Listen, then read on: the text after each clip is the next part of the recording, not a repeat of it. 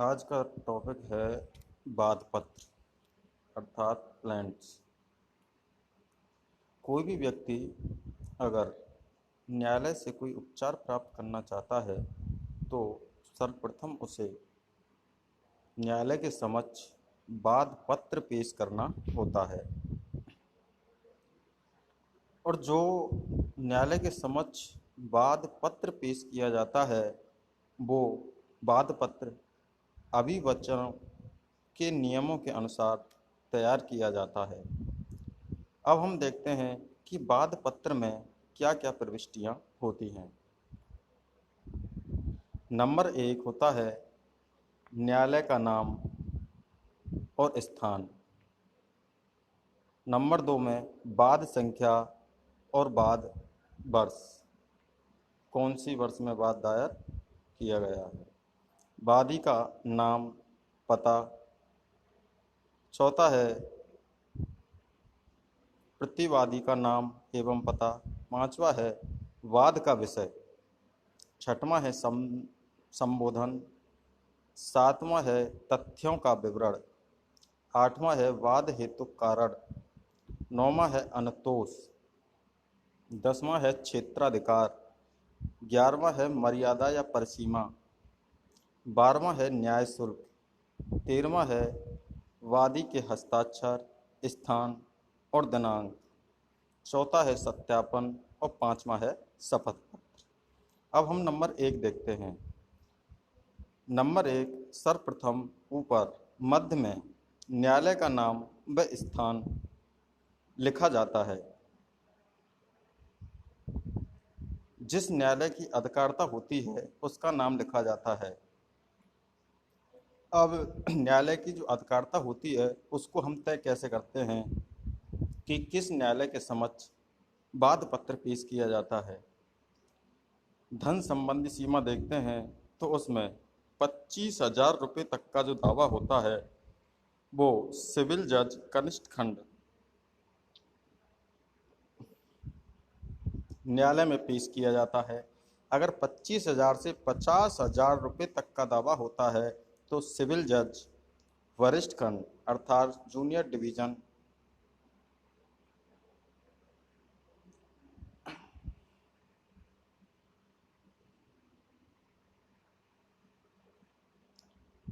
वरिष्ठ खंड, और अगर 50,000 रुपये से अधिक का कोई भी दावा होता है तो वो जिला न्यायालय में पेश किया जाता है।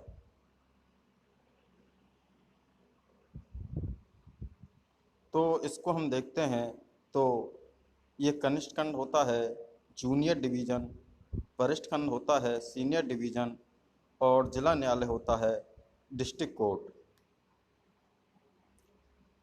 नंबर 2 पे देखते हैं हम दावे की संख्या एवं वर्ष लिखा जाता है। नंबर 3 पर वादी का नाम और पता। वादी के नाम में वादी का नाम आता है, उसके पिता का नाम आता है, आयु आती है, जाति आती है और उसका पूरा पता आता है। इसमें किसी व्यक्ति का नाम लिखने की बजाय इस प्रकार लिखा जाए जैसे ए पुत्र बी, उम्र 30 वर्ष, जाति वैश्य, निवासी भरतपुर राजस्थान और डैश लगा के वादी लिख देते हैं। अगर वादी 2 या अधिक हैं तो प्रत्येक वादी का नाम और पता दिया जावे। तो ऐसी दशा में वादी नंबर 1, वादी नंबर 2 और वादी नंबर 3 लिखा जाए। अगर वादी अपनी पदीय हैसियत में दावा कर रहा है तो उस पदीय हैसियत का विवरण दिया जाना चाहिए। अब सवाल ये उत्पन्न होता है कि क्या कोई अवयस्क दावा कर सकता है।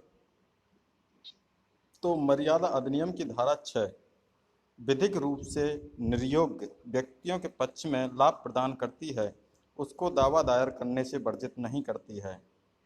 लिहाजा अवयस्क या अस्वच्छित व्यक्ति के द्वारा दावा किया जा सकता है, लेकिन ऐसा दावा वाद मित्र के द्वारा ही किया जाता है। वाद मित्र वयस्क और स्वच्छित होना चाहिए और उसका हित वाद की संपत्ति में होना चाहिए। वाद मित्र का नाम, पिता का नाम, आयु, जाति और निवासी लिखा जाता है। बनाम, बनाम में चौथा आता है प्रतिवादी, अर्थात किसके विरुद्ध दावा दायर किया जा रहा है। जैसे वादी का लिखना है उसी प्रकार से हम प्रतिवादी का नाम, पिता का नाम, आयु, जाति और निवासी लिखते हैं। नंबर 5वां है विषय। विषय में आता है यहाँ दावे के विषय को कोष्टक में लिखना होगा। नंबर 6 है संबोधन। संबोधन में श्रीमान शब्द लिख सकते हैं या मान्यवर या महोदय लिख सकते हैं। अब नंबर 7वां आता है मामले के तथ्य। मामले के तथ्यों को छोटे छोटे पैरे में लिखा जाए। नंबर 8वां आता है वाद हेतु कारण, अर्थात वादी के पक्ष में किस दिन अथवा किस घटना के कारण वाद उत्पन्न हुआ है।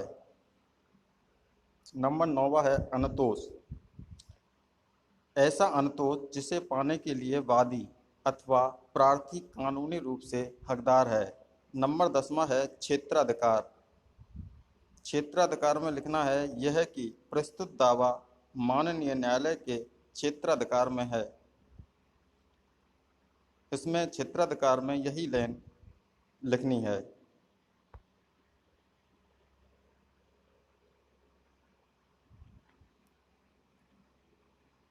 मर्यादा में लिखना है यह कि वाद पत्र माननीय न्यायालय के समक्ष विहित मर्यादा की अवधि में प्रस्तुत किया जा रहा है।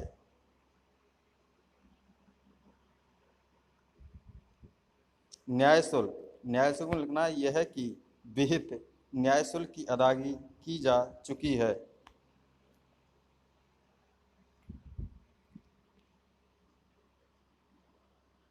वाद पत्र के नीचे हस्ताक्षर करने होते हैं, स्थान और दिनांक लिखना होता है। नंबर 14 में सत्यापन लिखना होता है। नंबर 15 में शपथ पत्र। शपथ पत्र सीपीसी की धारा 26 के तहत संलग्न कोष्टक में यही वाक्य लिखना है। शपथ पत्र सीपीसी की धारा 26 के तहत संलग्न। अगर दावा अचल संपत्ति के बारे में हो तो ऐसी अवस्था में ऐसी संपत्ति के मानचित्र को भी लगाया जाए।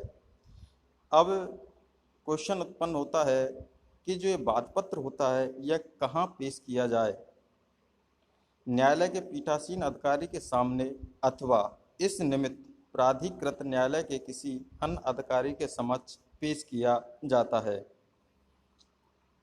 अब सवाल ये उत्पन्न होता है कि दावा दायर कब माना जाएगा।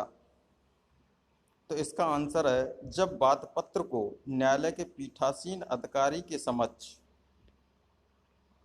जब वाद पत्र को न्यायालय के पीठासीन अधिकारी के समक्ष पेश किया जाए अथवा अन्य प्राधिकारी के समक्ष पेश कर दिया जाए। नंबर 2, यदि न्यायालय शुल्क की कमी से वाद पत्र लौटा दिया जाता है तो भी उसे संशोधित किया माना जाएगा। नंबर 3, अगर वाद पत्र में कोई गलती हो और उसको ठीक करने के लिए लौटा दिया जाता है तो भी उसे पेश किया गया माना जाएगा। नंबर 4 है कि निर्धन व्यक्ति के द्वारा दावा दायर कब माना जाता है। अतः उस दिन पेश किया माना जाता है जब निर्धनता का आवेदन न्यायालय के समक्ष पेश किया जाता है। अगर ऐसे आवेदन को खारिज कर दिया जाता है तो कार्रवाई में जितना समय लगा उसका अपवर्जन कर दिया जाएगा। मर्यादा अवधि की गणना करने में उस अवधि को निकाल दिया जाएगा। नंबर 5वां है समापन के मामलों में कंपनी के विरुद्ध दावा किस दिन से संस्थित किया गया माना जाएगा। कंपनी के विरुद्ध समापन का दावा उस दिन से संस्थित किया गया माना जाएगा जिस दिन समापक के सामने दावा पेश किया गया उस दिन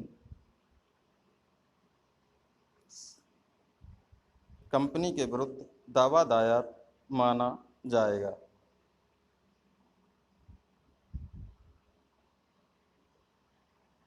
थैंक यू।